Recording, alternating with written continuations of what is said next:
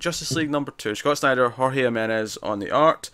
And yes, I will start by saying, I enjoyed issue 1 quite a bit. I did have some misgivings about a couple of things here or there. I think the bigger moments are better in issue 1. I think overall, though, this is a better issue of the book. And it has me excited for what the ongoing issue is, or issue to issue.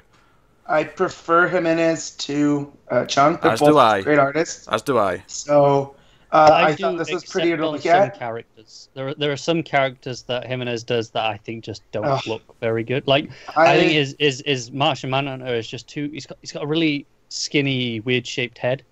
Okay, so I will see that, and I will raise you his Swamp Thing. Swamp Thing's excellent. Yeah.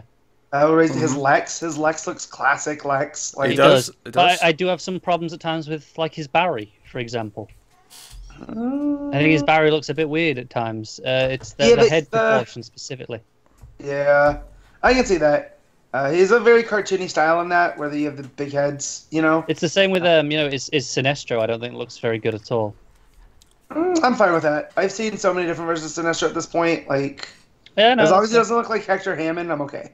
Was Sinestro on the Legion last issue, or is he just? Yes. Yeah, he was. Was he? He was off in space.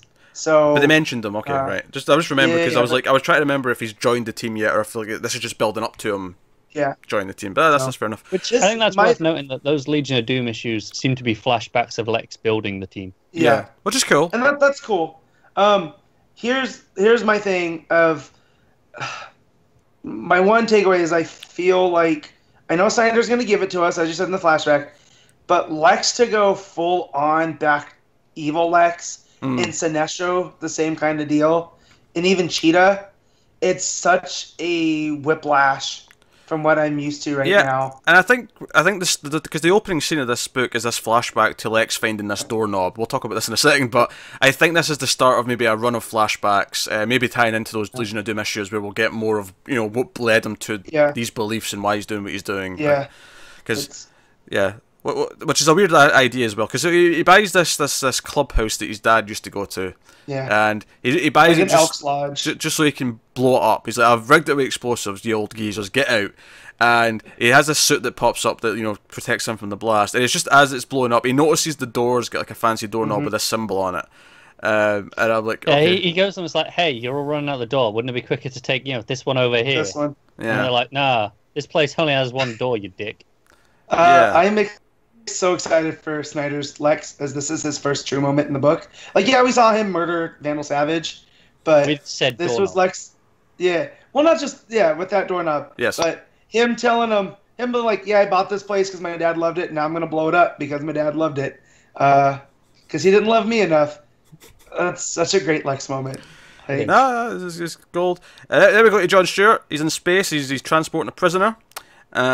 And it took me a second to get what happened here, and because your Swamp Thing appears and he's like, "This is the only way we can contact you because all your your comms are off and Martian Manhunter can't get to you."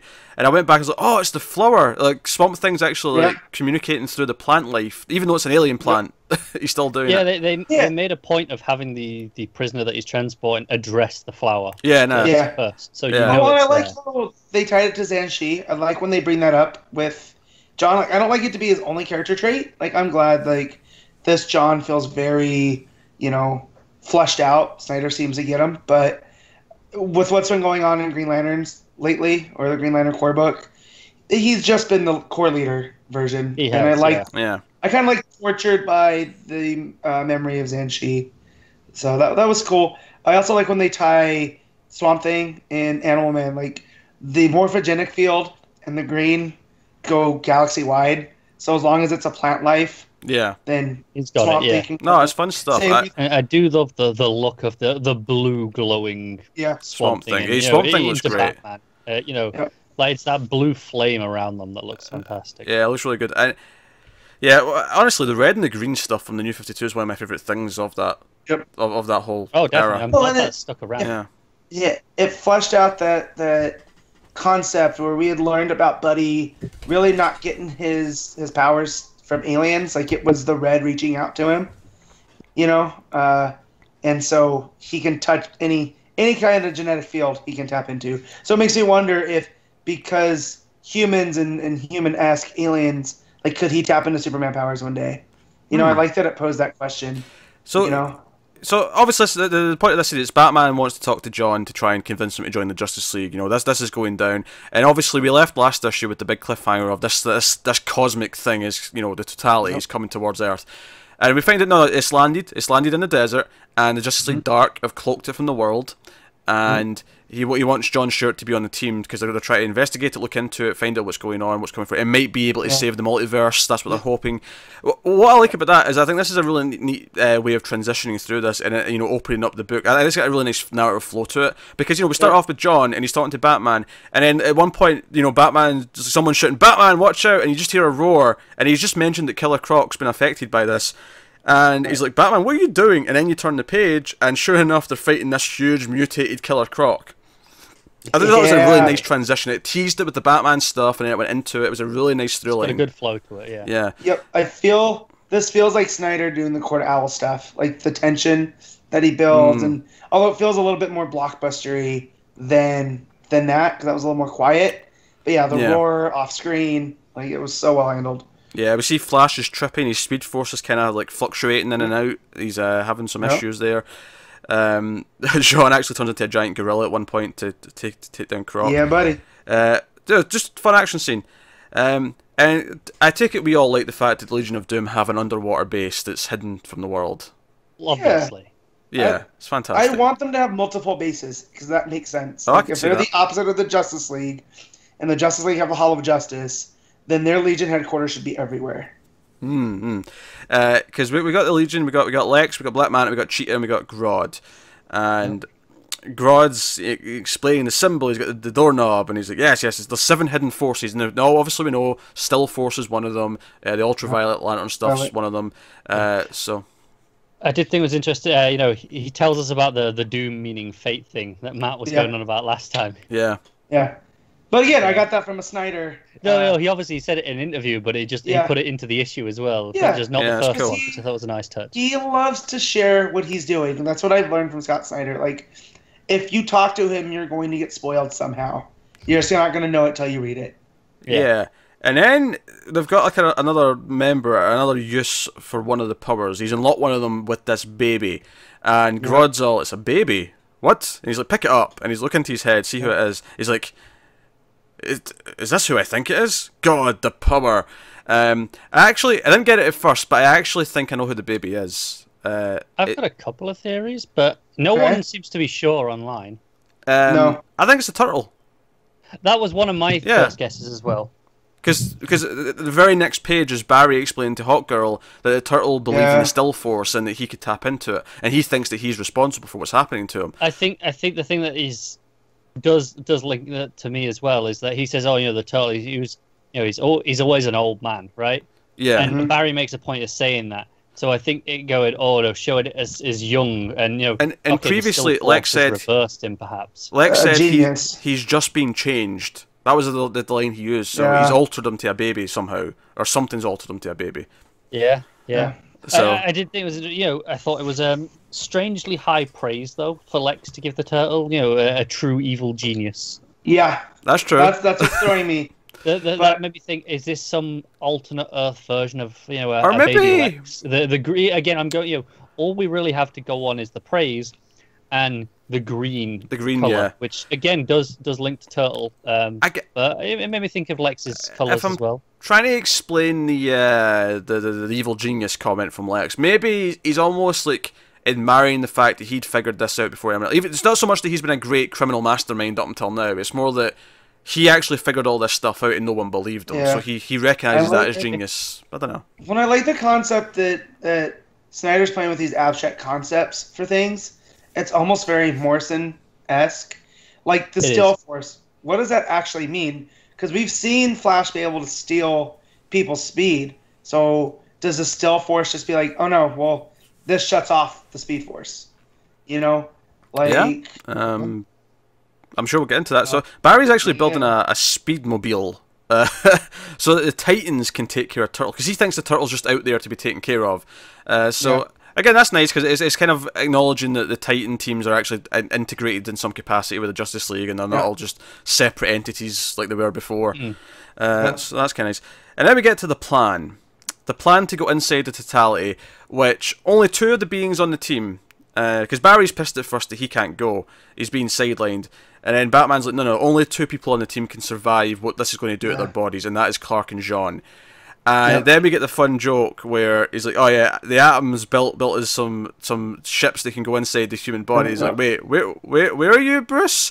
And then he just says, like, I'm inside Clark's body. And Superman's like, okay, fill that under sentences. File in the phrases never to be said again. Yeah, it's good stuff. And then Hot Girl, because what I love about this in terms of the humour and the banter between the team is that Barry's complaining that he's been sidelined, and then the next page, Jean asks Hot Girl to go inside the other ship inside his body, and Barry's like, you know what? You can take this one. It's fine. Yeah, no, thank you. Yeah. So. Well, and it makes sense that Barry can't go in because, you know, who knows what's in the totality and how it would affect. Because he can't just stay vibrating. He's unreliable right now. Yes. Exactly. With his speed. Yeah, he feels saline. He feels like he's useless, and I get that. Like, I mean, it's understandable and relatable, but so yeah. And obviously, Hot Girl's like, man, my wings are metal, man. I'm figuring myself out. Stop asking me to do weird things. And it reminds us that, you know, Jean got that vision from Vandal Savage. He's kind of suppressing that. He's not letting it get to him just now, but it's in there. It's, you know, preying on his mind. So yeah, which does take us back to John in space, and that's when Sinestro shows up as an ultraviolet lantern, and he's like, "Oh, you're my first recruit." Worth noting, he does say, you know, John says, you know, the still force has already been unlocked. Yep. Yeah. What I like about this Sinestro stuff is that it is kind of cool to get him into what is essentially his classic outfit before before the Sinestro Corps was a thing, before the Yellow Lanterns. Yeah. This is kind of his old skill suit. Yeah, I kind of like that as well. Especially since when I think of the Legion of Doom in their classic sense, I do think of him in his classic suit. Exactly. Yeah. So, it's good stuff. So we actually, the end of the issue is the Superman and Martian Manhunter. They've got suits on. They've got like armor suits on. We've got Kendra and Batman inside their bodies. They're not going to be able to communicate when they go in. It turns out this thing was a giant head, by the way. That's another key point here to make. Yeah. It's a giant head. And we have to do this now because even though we've cloaked it, the rumours are spreading. People are starting to, like, you know, conspiracy theories. You know, it feels almost like a very sort of quick version of Area 51. Like, you know, okay, they've hid it, but people saw it land. There was, you know, giant shooting star, or whatever, on the news, like, you know, or meteors or whatever. So, no, it's exciting. But if we're behind the issue, John Stewart jumps in. He's angry, he's evil. He says the oath of the ultraviolet lantern, the unseen light. So that's there. So that's all right. I love how all these cores come with the oath, like pre-baked. Yeah. It's always ready. Well, the Guardians are responsible for all of these in some form, so I'm sure that's part of the software that they put into these rings. Yeah. But the final reveal here, so John's shown up, so the Justice League have to deal with him, hence why the cover of issue 3 is John and his ultraviolet light. I do like all the little, like, you know, tattoos and, you know, like, on his face. You know, like when you have like the, you know, it is like you shine the ultraviolet light and you see the patterns. Yeah. It's like that all over his head. Well, I also like how it's like your buried deep down emotions. It's stuff like hatred, you know, that it doesn't show on the surface. And so it still plays with the emotional spectrum, but I still like that it's also with the visible light and whatnot. So it's a nice balance. Yeah. And then the big sort of final of the issue, though, is we come back to the Legion, and she is like, you're lying about something, Lex, and she swipes off his face, only to reveal that it was a Lex bot this entire time. That's probably one of my favourite panels of the book. See where the face is ripped off, and you see like the eyeball dangling, and the sparks. I love that panel. It has some of my favourite lettering work here as well, where you know, it's still coming out of his half-mouth speaker thing, and you get, you know, like bits of it just fragmented, and you really get that sense of, oh, this is malfunctioning sort of thing. And that's when they ask, wait, if you're not here, Lex, then where are you? And you see that he's in his own miniature ship inside Superman's body, and he's laughing his ass off. What was it he says? But of all, you know, I'm around the universe. I've been to all these places around the universe, but of all those places, this place where I am right now just might be my favourite. Haha. Yeah, he's inside Superman's body. So we end with them entering the totality. So that's the big cliffhanger. So we're definitely getting a Batman versus Lex in Superman, inner space style. Oh man, yeah, yes. You right? Yeah. Like absolutely. So just real quick before we move on, I just pulled up the Turtle, and there's some interesting things here. Oh, go on. So he goes all the way back to Jay Garrick, right? Like that's when he first showed up. Yeah. Was in the Golden Age, and he was a genius, and independently wealthy, who created devices based off of slowness. So, but like it says here, after robbing the bank, he painted his shadow onto the wall, fooling the Flash into crashing into it, which that's such, great Silver Age stuff. But here, apparently he had developed the ability to steal speed. So there's that. And he popped up in Infinite Crisis. He is part of Alexander Luthor Jr.'s secret society, using his speed-stealing abilities on the speedsters to make it harder for them to track. No, I like this issue a lot. I think this one, to its benefit, was a bit more straightforward in terms of how it told its story. I think it flowed really well. Like I said, like the way they teased the Croc fight that was happening as he was talking to John, and then we've seen the fight happen, and the way it was bouncing between the Legion and the Justice League, and how it felt very natural. It flowed really well. All the stuff it's playing with, I think, really works. I'm loving the Legion of Doom working together. Lex's evil schemes.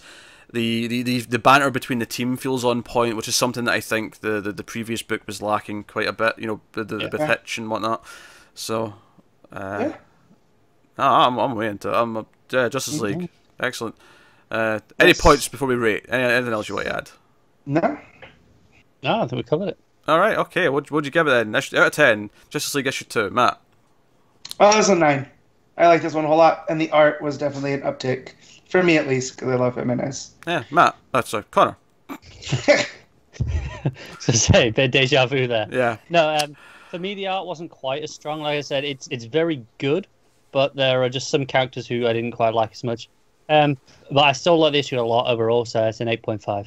I'm going to concur with Matt and go with a 9. I think it's a really good issue. I'm going to stop doing this. I'm going to start over Brainiac Hive Mind. I don't like it.